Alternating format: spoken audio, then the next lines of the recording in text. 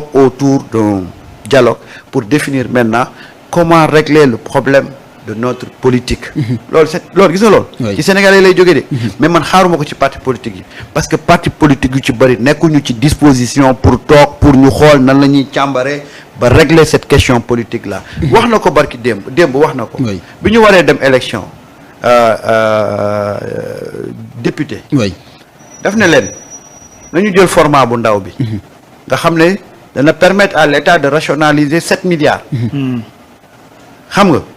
ñu ne bu ñu jëlee format bu ndaw bi kon photo Ousmane Sonko da ciy génn te bu ñu demee da leen di battre léegi ñoom nañuy jël format bu mag jël nañ format bu mag bi photo Ousmane Sonko nekku ci te bañ demee keroog bañ demee da leen battre léegi ils ont perdu 7 milliards ci seen caprice yooyu waaye ñooñu bëgg nañ seen réew c'est-à-dire que aujourd'hui moi je pense que si on veut construire le pays on doit faire fi d'une certaine classe politique. Et on parle aux Sénégalais. Parce que ci biir Sénégalais yi moi je pense que dina am benn opposition bu fay génn boo xam ne dana nekk une opposition républicaine. Parce que aujourd'hui ñun dañu dépasser opposition boo xam ne da ngay nekk dans la posture nihiliste. lu ñëw rek nga tirer. ñun dañoo dépasser loolu. c'est-à-dire que opposition boo xam ne day proposer. on veut une opposition constructive. nga xam ne dana critiquer mais dana proposer.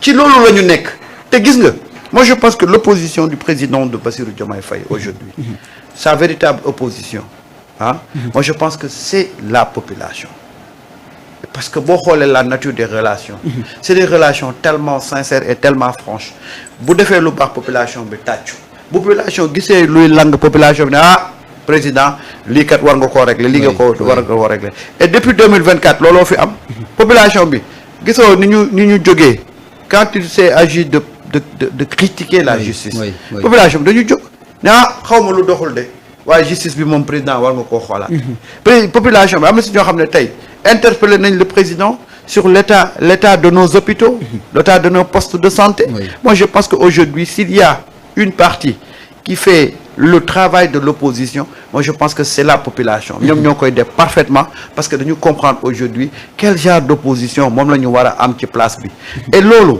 c'est valable pour la société civile et c'est valable pour les médias dama koy waxaat une fois encore il faut que les médias se réajustent dañu nekk ci benn domaine boo xam ne rawaat nous on avait l'habitude de nous dire bu ñuy doog a ñëw ci journalisme train bi dul ñëw à l'heure moo leen di intéressé loolu la ñu doon wax train bi dul ñëw à l'heure mooy information mais train bi ñëw à l'heure du information ñu nekk ci rek nekk ci train bi dul ñëw à l'heure rek mais saa yu ñu tourné dañu xoolaat suñu bopp ne ñu ngi ci gare bi ba tey bougé wuñ parce que ñun dañuy xool train bi dul ñëw à l'heure mais maintenant xool nañ ko pendant 60 ans et on n'a pas bougé waaw mais du ñu jël léegi le train qui vient à l'heure pour ñu mën a pour mu mën ñu amener à bon port c'est-à-dire que aujourd'hui il s'agit pas d'équilibre ou de neutralité et de quoi il fallait que ñu xam ne suñu mission yemul ci nous avons une mission citoyenne mais même ñi yëg ci terrain bi dem dañoo am mission mais nous avons et puis boole ci sax c'est là man je me dis que nous avons une mission citoyenne nous avons une mission citoyenne mission citoyenne bi mooy lan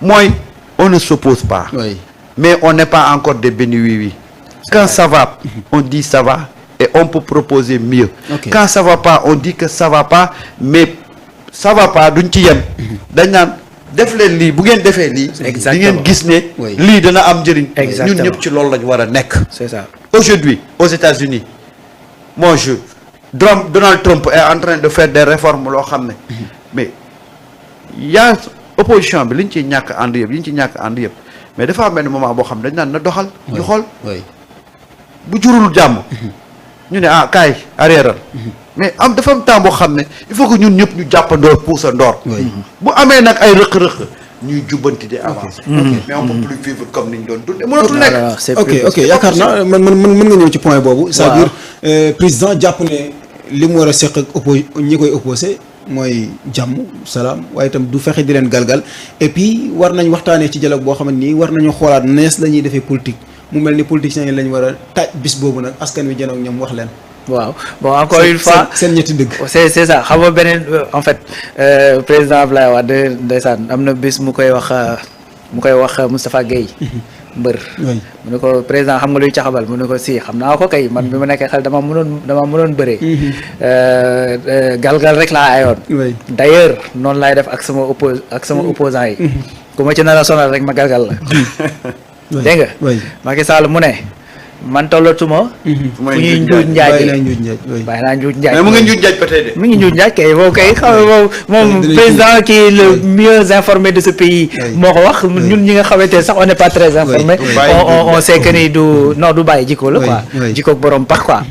donc dialogue yàgg na am ci réew mi. ce qui a changé mooy deux choses. un mooy ki jekku mooy dialogue. ki mënoon doxal sans dialogue. moom mooy appeler au dialogue.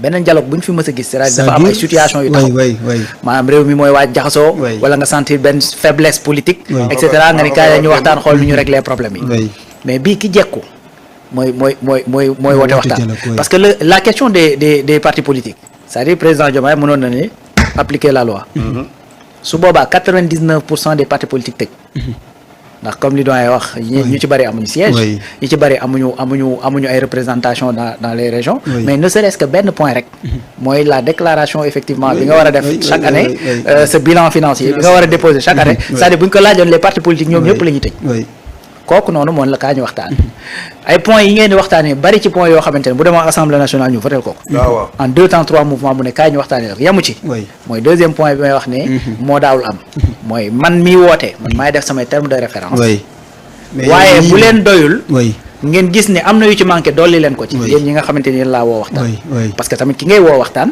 peut-être que am na lu mu bëgg a waxtaanee te yow loolu bëggoo koo waxtaanee wala boog nekkul ci sa xel pour nga mën koo waxtaanee donc ñaari point yooyu mooy wane effectivement que ni ci dialogue bi au moins en tout cas la base elle est sincère base woote dialogue bi elle est sincère ndax man mën naa defal loo xamante ne du ma la ci xaar ma woo la pour nga jox ma ci sa xalaat pour ñu mën koo defandoo alors que man mënal naa ko sama bopp donc kooku au moins am na cër bu mu la jox deuxième chose mooy même li ma bëgg ñu waxtaanee ko bu fekkee doyu la am na leneen lu ma bëgg ñu waxtaanee ko te man boolewu ma ko ci dugal ko ci donc man pour man koo xamante ne nag waxtaan moo la ñor surtout que fan yii bi affaire loi interprétative bi ku ne génn na naan non balaa ñu ko waroon def dañ ko war a waxtaanee donc pour man bu ñu la woowee nag ci discuter li nga xamante ne moom nga am comme lu la naqari wala li nga xamante ne moom nga am ni ñi ngi koy doxee te waruñoo doxee noonu par rapport ak parti politique nga dem nga yóbbaale ko nga def ses propositions et ainsi de suite tout en sachant que ni au-delà de dialogue bi les partis politiques vont continuer à exister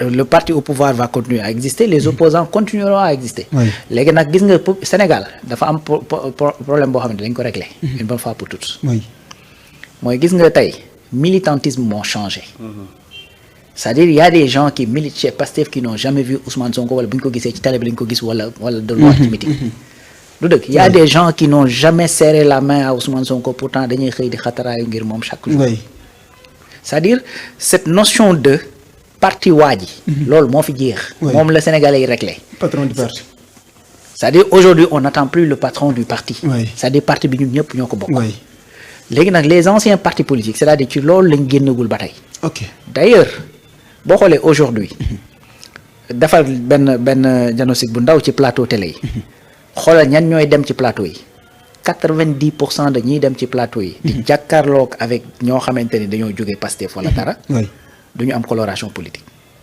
dañ naan ay chroniqueurs ñenn ñi wala ay activistes très bien wala ay activistes ñoom ñoo ñëw di nekk en opposition et là c'est la fuite de responsabilité des partis politiques donc c'est-à-dire si les partis maanaam te loolu moment bii ñu nekk malheureusement c'est ma partie pour ñu bari ci ñoom parce que en réalité cette jeunesse bi nga xamante ne moo nekk fii mën a porter loolu c'est-à-dire li ci ëpp l'écrasante majorité avec le régime donc c'est-à-dire le travail bi nga xamante ni moom la Ousmane Sonko def ba yegg fi mu yegg c'est-à-dire boo ko defaatee tu refais maanaam da ngay reprendre c'est-à-dire tu n'innoves pas te capacité d'innovation boobu nag moom actuellement nii moom moo manqué ci suñu parti politique c'est-à-dire c'est une démarche inédite avec le passé inédite da leen yóbbu obsolète je te garantis da leen yóbbu obsolète xam nga man des na ragal naa ni maanaam bu ñu dawalee fii ak 20 ans ou 25 ans ci kanam ragal naa ñu def comme États-Unis am ñaari grands partis yoo xamante ne ñoom ñoo jaxaarloo on va vers ça parce que wax ma actuellement parti socialiste fan lañ ne PDS anam APR. nga xamante ni bërki Dembo Ndiaye la fi jógee ana oui oui. yeneen parti yi moom waxaalewu ma Thierno Alassane luy parti am. amul parti. boppam. tu vois amul parti. donc ah. Oui. donc yaanaa ñoo xamante ni c'est-à-dire en fait am na tey da ngay gis des hommes politiques. yoo xamante ni tey seen tur parti sax xamoo ko. oui. mais loolu gis nga loolu rawaan. mooy li may faral di wax notion légitimité populaire ak légitimité médiatique. oui. oui dafa am ñoo xam ne médias yi ñoo leen defar. ñoo leen créé. bu ñu waxutoon ci média du ñu Oui, tus. c'est vrai. bu ñu génnee ci média du ñu tus. bu ñu demee ci élection nga xam ne du ñu tus. waaye dañuy wër ci nekk ci média yi ba de façon peut-être inconsciente sénégalais jàpp nañ ne c'est de grands leaders politiques alors qu'ils sont pas de grands leaders politiques on a l'habitude juste de les voir sur les plateaux. loolu rek moo leen def homme politique. c'est-à-dire moo leader. waaw ci boppam la gars yi def waay. et souvent damay dikkaat ci loolu. buñ ne kii c'est un homme politique c'est un leader politique. ma ne il n'est pas leader politique. Déedéet. parce que les gens ont galvaudé ces termes-là. dañoo dem ba joxatuñ ko sens. mais heureusement Ousmane Sonko bi mu ñëwee dafa indi le vrai sens du leader politique. Il a amené le vrai sens de l'influenceur. Kan mooy influenceur, kan mooy leader politique. Un leader politique c'est quelqu'un d'abord qui est capable de drainer des foules. De mener des troupes. mais yow boo amul troupe nooy nekkee leader politique. ah yow say waa kër. et puis am créativité. mën a waaw créer loo xamante ni askan bi dañ ciy gis seen bopp adhéré wu ci. mais yow seen waa kër. mu jur résultat. boo leen mënta génne. Oui. leaderu kan nga. sa bopp. ah. wala sa njëgënaay. wala sa njëgënaay. boo demee élection. am 0,0. Oui. yow nan lañ leader yi kat nga. te ñoom ñëpp président la leen di wooyee de. ñoom ñëpp président malheureusement président. mouvement ngay am rek. moo tax gis nga terme yu amoon solo yooyu. Oui, sacré oui, yooyu oui. yëpp dañ ko ñàkkee dañ ko ñàkkal solo ba nga xam ne. Oui. finalement ñëpp pëccëxoo ci biir et c'est le cas des chroniqueurs. tey aujourd'hui ku jóg rek ne chroniqueur. Oui, oui. alors que chroniqueur. dans une rédaction sérieuse c'est pratiquement la crème des crèmes. oui. kenn du jóg rek di chronique. tey boo demee bu événement amee tu prends des télévisions comme France 24. tu prends des télévisions comme TV5 ñi ñuy woowee chroniqueur. c'est des gens yoo xam ne dañu am benn domaine ba pare benn domaine. Oui. dañoo am benn spécialisation. mais en général boo leen xoolee ay mag lañ. parce que dund nañ loo xam ne tey permettre na lañ bu ñu toogee di wax. expérience di wax loo xam ne doo ci teggi dërëm. mais yow quelqu'un qui n'a aucun domaine et qui se dit chroniqueur aucun domaine. aucun domaine. dem élection perte ñëw doon chroniqueur. ñoo dem élection perte sa parti daanu nga ñëw nekk chroniqueur ah bokkoon ci benn parti bi daanu nga ñëw def sa bopp chroniqueur mais bref yooyu yëpp dafay dañ xam nga dama koy bantuwaat gis nga fi mu nekk nii dañu nekk ci benn transition boo xam ne critère de sélection bi dafa métti parce que ça demande